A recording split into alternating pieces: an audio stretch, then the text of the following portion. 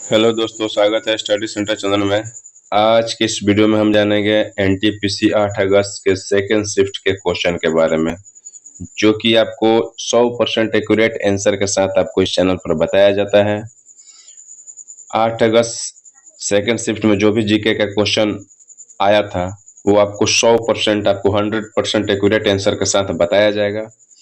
इसमें आप एक भी क्वेश्चन आप गलत नहीं पाएंगे। जिन भी भाइयों का एग्जाम होगा वो देखेंगे तो उनको पता चल जाएगा। और जो भी भाइयों का एग्जाम अभी बाकी है, वो जो आने वाली शिफ्टों में एग्जाम है, उनमें भी आपको काफी मदद मिलेगा। क्यों? क्योंकि जो एनटीपीसी काफी शिफ्टों में जो है क्वेश्चन को रिपीट करता है। ठीक है, कुछ ना कुछ क्वेश्चन को हमेशा रिपीट करता है। हर एक शिफ्टों में कुछ ना कुछ आपको क्वेश्चन देखने को मिलता है। जो भी भाई हमारे चैनल पर नए हैं, हमारे चैनल को जरूर सब्सक्राइब कीजिए। सब्सक्राइब नहीं करते हैं आप लोग, सब्सक्राइब कीजिए और सपोर्ट कीजिए। तो पहला क्वेश्चन दिया है,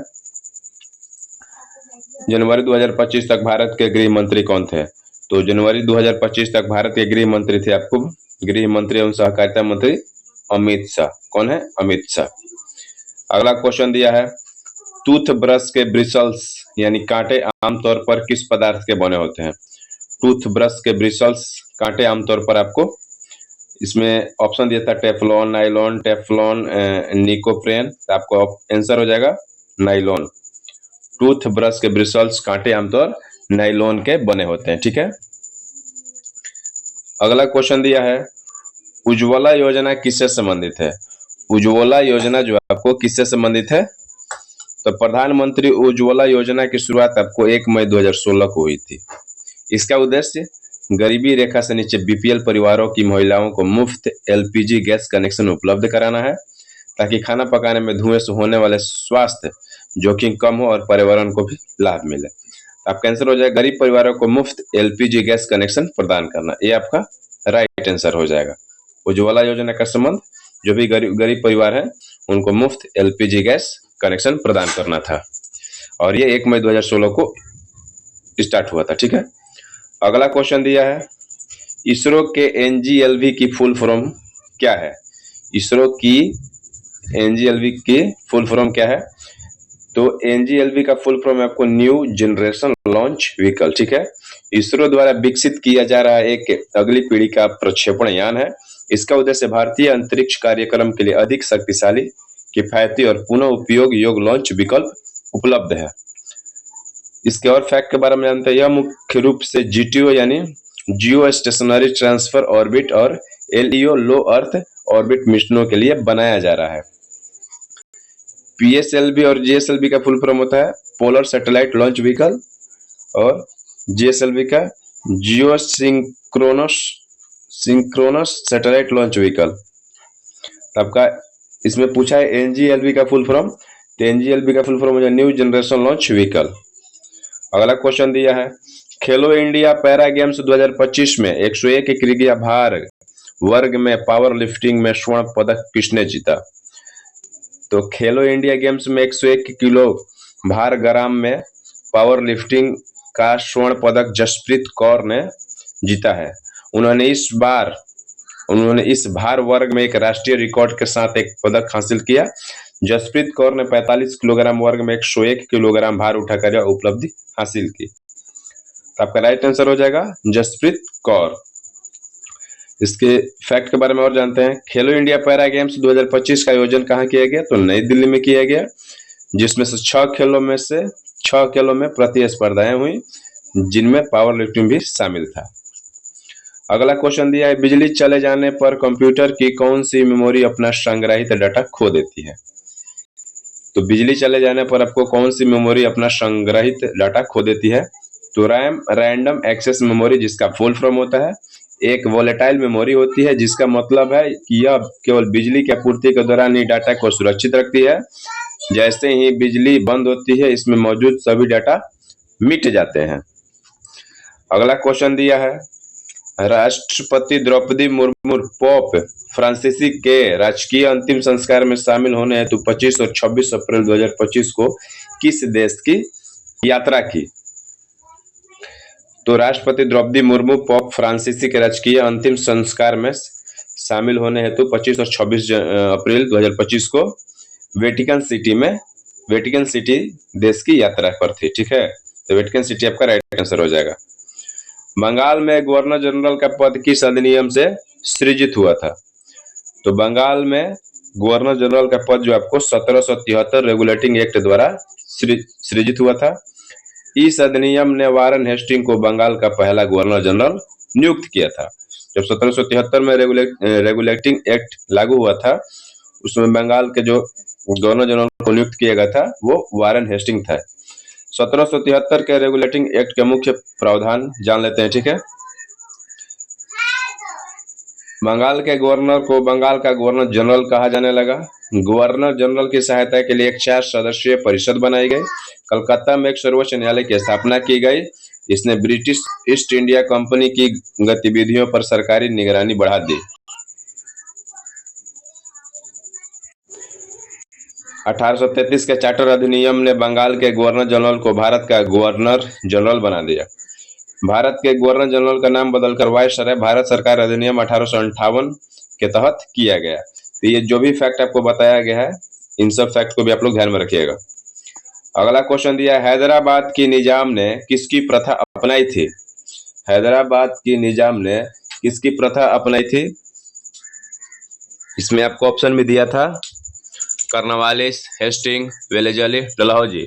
तो हैदराबाद के निजाम ने लॉर्ड वेलेजली की सहायक संधि प्रणाली अपनाई थी, ठीक है। तो आपका लॉर्ड वेलेजली आपका राइट आंसर हो जाएगा।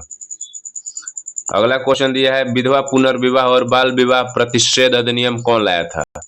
तो विधवा पुनर्विवाह अधिनियम आपको हुआ था 1856 में। 1856 में यह अधिनियम पारित किया गया था और इसे हिंदू विधवाओं के पुनर्विवाह को कानूनी बनाया। इस अधिनियम का मसौदा जो है लॉर्ड डलहौजी ने तैयार किया था और इसे लॉर्ड कैनिंग ने पारित किया था। तैयार किया था लॉर्ड डलहौजी ने और पारित किया था लॉर्ड कैनिंग ने। यह अधिनियम ईश्वर चंद्र विद्यासागर के प्रयासों से पारित हुआ था। बाल विवाह प्रतिषेध अधिनियम 1929 को लागू हुआ था। अब विधवा पुनर्अधिनियम जो हुआ था आपका 1856 में। तो बाल विवाह की बात करते हैं, बाल विवाह को लागू हुआ 1929 में। यह अधिनियम जिसे शारदा अधिनियम के भी नाम से जाना जाता है।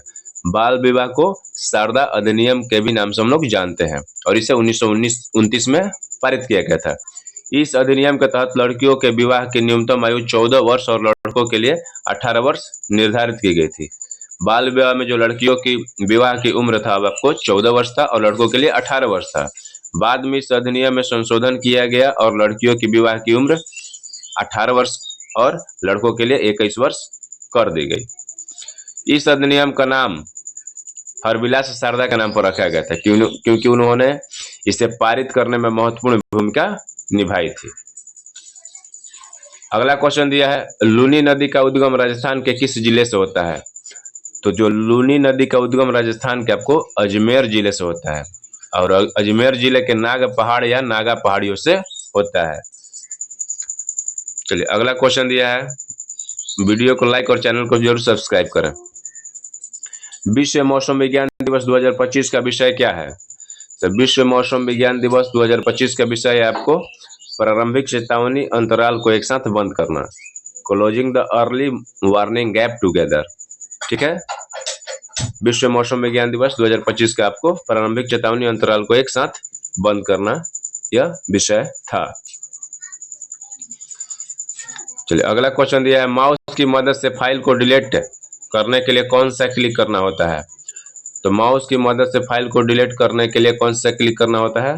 तो फाइल पर राइट क्लिक करना होगा और फिर हटाएं यानी डिलीट विकल्प का चयन करना होता है। तो माउस का लेफ्ट क्लिक फाइल को सेलेक्ट करने या खोलने के लिए उपयोग होता है, ठीक है। लेफ्ट क्लिक जो होता है आपको फाइल को सेलेक्ट करने या खोलने के लिए होता है और राइट क्लिक से आपको डिलीट का उसमें ऑप्शन मिलता है, उससे आप डिलीट कर सकते हैं। अगला क्वेश्चन दिया है, निम्नलिखित में से कौन सा सॉफ्ट इंफ्रास्ट्रक्चर है? कौन सा सॉफ्ट इंफ्रास्ट्रक्चर है? पोर्ट, सार्वजनिक शिक्षा, पानी, सप्लाई पाइप। तो सॉफ्ट इंफ्रास्ट्रक्चर से तात्पर्य उन संस्थानों और सेवाओं से है जो समाज और अर्थव्यवस्था समर्थन करते हैं, जैसे शिक्षा, स्वास्थ्य सेवा, कानून व्यवस्था और शासन। इसमें आपका हो जाएगा सार्वजनिक शिक्षा यानी पब्लिक एजुकेशन आपका राइट आंसर हो जाएगा। अगला क्वेश्चन दिया है, आदित्य L1 मिशन लॉन्च किस उद्देश्य के लिए किया गया था? आदित्य L1 मिशन का उद्देश्य सूर्य का अध्ययन करना है, खासकर सूर्य के कोरोना यानी सूर्य की बाहरी परत का था, उसका अध्ययन करना। अगला क्वेश्चन दिया है, जैव विविधता किस प्रोटोकॉल से शुरू किया गया था? तो जैव विविधता संरक्षण के लिए पहला वैश्विक समझौता 1992 ईस्वी में संयुक्त राष्ट्र के पर्यावरण और विकास सम्मेलन के दौरान रियो डी जेनेरो में आयोजित किया गया था। इसे कन्वेंशन ऑफ बायोलॉजिकल डाइवर्सिटी यानी CBD कहा जाता है। इस प्रोटोकॉल का उद्देश्य विश्व भर में जैव विविधता का संरक्षण, सतत उपयोग और जैव संसाधनों के लाभों का न्यायसंगत वितरण सुनिश्चित करना है। यह समझौता देशों को उनके प्राकृतिक संसाधनों के संरक्षण और उपयोग के लिए जिम्मेदार है। CBD के अंतर्गत कई उप प्रोटोकॉल भी विकसित हुए हैं, जैसे कार्टाजेना प्रोटोकॉल यानी जीन संशोधन जैव सुरक्षा के लिए, और नगोया प्रोटोकॉल जैव संसाधन के लाभ साझा करने के लिए। इस फैक्ट को भी आप लोग ध्यान में रखिएगा। अगला क्वेश्चन दिया था, इंडियन फेडरेशन एसोसिएशन का मुख्यालय कहाँ स्थित है? ठीक है, where is the headquarters of Indian federation association located? आपका इंडियन फेडरेशन एसोसिएशन का मुख्यालय आपको नई दिल्ली में स्थित है। अगला क्वेश्चन दिया है, फाइल या फोल्डर को हटाने के लिए कौन सी क्रिया की जाती है? फाइल या फोल्डर को हटाने के लिए आपको माउस की मदद से उन्हें रिसाइकल बिन में ड्रैग करते हैं। ठीक है, फाइल या फोल्डर को हटाने के लिए आप माउस की मदद से उन्हें रिसाइकल बिन में ड्रैग करते हैं। आपका राइट आंसर हो जाएगा। अगला क्वेश्चन दिया है, ब्रोंस्टेड-लॉरी सिद्धांत के अनुसार अम्ल क्या करते हैं? ब्रोंस्टेड-लॉरी सिद्धांत के अनुसार अम्ल वे पदार्थ होते हैं जो किसी प्रतिक्रिया में प्रोटॉन H+ आयन प्रदान डोनेट करते हैं। वही क्षार वे होते हैं जो प्रोटॉन को स्वीकार यानी एक्सेप्ट करते हैं। इस सिद्धांत से अम्ल और क्षार की परिभाषा और प्रतिक्रियाओं को समझना आसान होता है। उदाहरण के लिए हाइड्रोक्लोरिक एसिड पानी में H+ आयन देते हैं, इसलिए यह एक अम्ल है। ठीक है, तो ब्रोंस्टेड-लॉरी सिद्धांत के अनुसार हम लोग अम्ल और क्षार की परिभाषा और प्रतिक्रियाओं को समझना आसान हो जाता है। ठीक है, ये आपका रेगिस्तान में हवा द्वारा बनने वाले भू आकार का कारण क्या है? रेगिस्तान में हवा द्वारा बनने वाले भू आकार का कारण वायु द्वारा रेत और मिट्टी के कणों का कटाव, परिवहन और जमाव। हवा रेत के कणों को उड़ाकर उन्हें एक स्थान से दूसरे स्थान पर ले जाती हैं, जिससे रेगिस्तान में टीले और अन्य विशेष भू आकार बनते हैं। ठीक है, तो आपका लैगून इज ईस्टर्न घाट। ठीक है, लैगून इज ईस्टर्न घाट यानी कह रहा है ना कि रेगिस्तान में हवा बनने वाले भू आकार का कारण क्या है? तो लैगून इन ईस्टर्न घाट यानी रेगिस्तान में हवा और भू आकार का कारण है कि वायु द्वारा रेत और मिट्टी के कटाव, परिवहन और जमाव। हवा रेत के कणों के उड़ाकर एक स्थान से दूसरे स्थान पर ले जाते हैं, जिससे रेगिस्तान में टीले और अन्य भू आकार बनते हैं। अगला क्वेश्चन, निम्नलिखित में से कौन सा हड़प्पन सभ्यता की विशेषता नहीं है? हड़प्पा सभ्यता की विशेषता नहीं है, केवल सोने के आभूषण बनाए जाते हैं।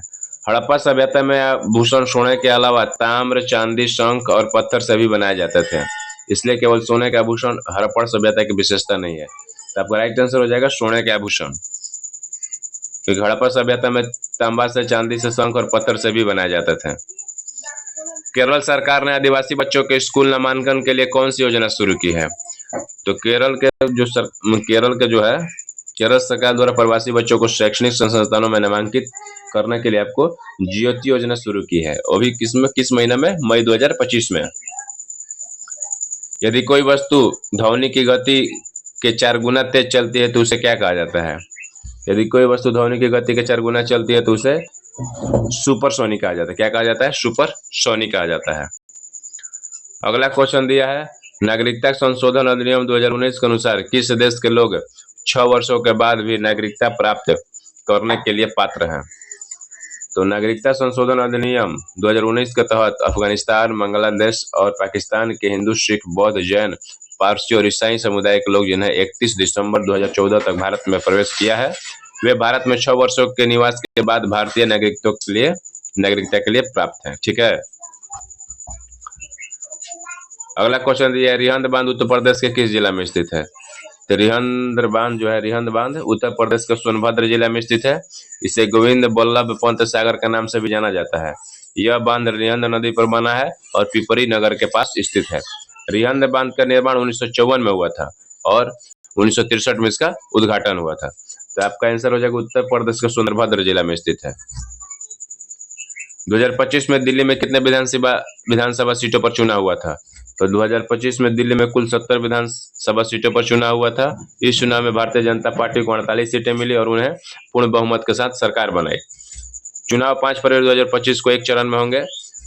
मतगणना 8 फरवरी 2025 को घोषित। आम आदमी पार्टी को 22 सीटें मिली। निर्वाह कृषि क्या है? निर्वाह कृषि वह कृषि प्रणाली है जिसमें किसान केवल अपने परिवार की जीविका चलाने के लिए उतने ही उपज करते हैं जितनी उनको आवश्यकता होती है। नेक्स्ट क्वेश्चन है, राजा चेत सिंह ने किस विद्रोह को बनारस में नेतृत्व किया था? तो राजा चेत सिंह ने 1781 में अंग्रेजों के विरोध में बनारस विद्रोह का नेतृत्व किया था। यह विद्रोह British governor general Warren Hasting के अत्याचार और अनुचित मांगों के खिलाफ था। बाकी सब आपको मैथ का भी क्वेश्चन दिया है। वीडियो अच्छी लगे तो लाइक कीजिए और चैनल को जरूर सब्सक्राइब कीजिए।